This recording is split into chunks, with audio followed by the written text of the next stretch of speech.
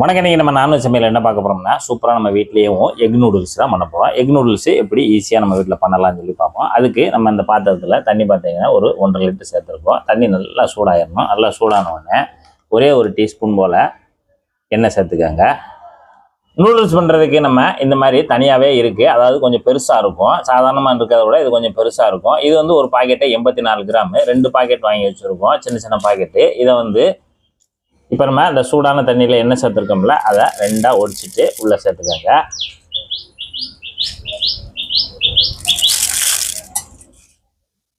எல்லாத்தையுமே உள்ளே சேர்த்து விட்ருங்க.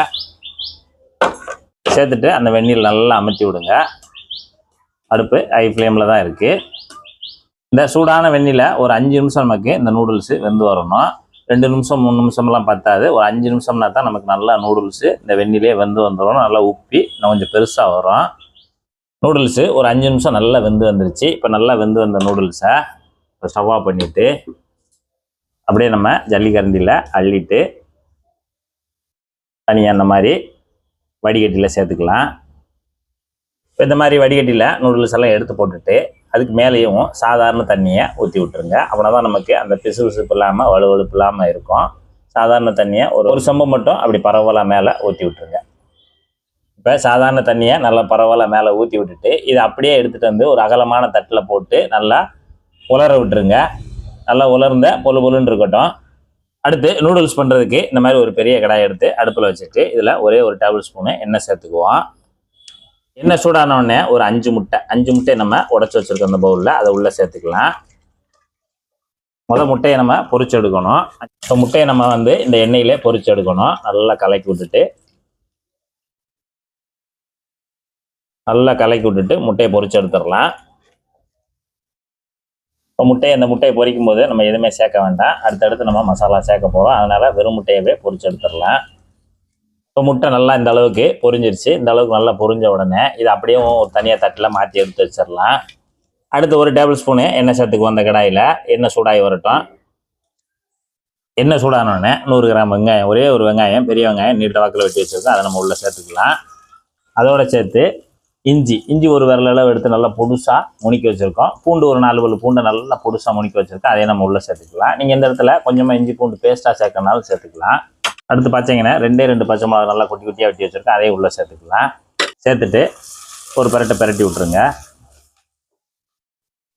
அடுத்து பார்த்தீங்கன்னா ஒரே ஒரு கேரட்டு நீள வாக்கில் நல்லா பொடுசாக வெட்டி வச்சுருக்கேன். அதையும் நம்ம உள்ளே சேர்த்துக்கலாம். குடமிளகா ஒரு அரை குடமிளகாயை குட்டியாக வெட்டி வச்சுருக்கேன். அதையும் உள்ளே சேர்த்துக்கலாம்.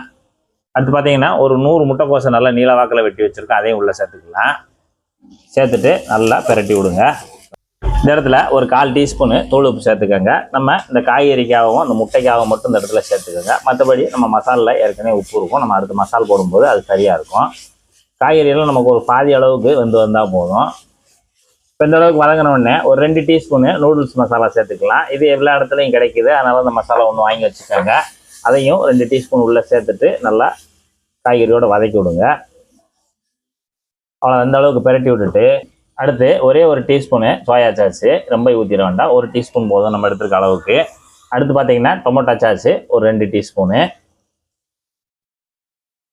அவ்வளோதான், போதும். சாஸ் சேர்த்துட்டு ஒரு பரட்டி விட்ருங்க.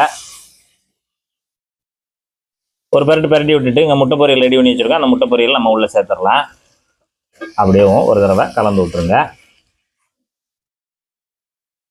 முட்டையை போட்டு ஒரு பரட்டிட்டு இங்கே ஏற்கனவே நம்ம நூடுல்ஸு நல்லா ரெடி பண்ணி ஆற வச்சுருக்கோம்ல, இந்த மாதிரி உதிரி ஆற வச்சுருக்கத அப்படியே உதுத்துட்டு மேலே போட்டு விடுங்க.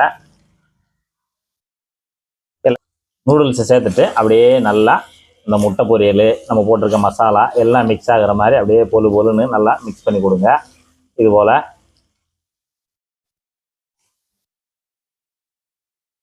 நூடுல்ஸை சேர்த்து ஒரு நிமிஷம் மட்டும் நல்லா இந்த மாதிரி விரவி கொடுத்துருங்க. கடைசியாக ஒரு 5 விரல் அளவு பொடுசாக கட் பண்ண மல்லியை சேர்த்துட்டு ஒரு தடவை நல்லா கலந்து விட்ருங்க. அவ்வளோதான், ஸ்டவ் ஆஃப் பண்ணிட்டீங்கன்னா சூப்பரான ஒரு எக் நூடுல்ஸு தயாராகிடும் நம்ம வீட்லேயும்.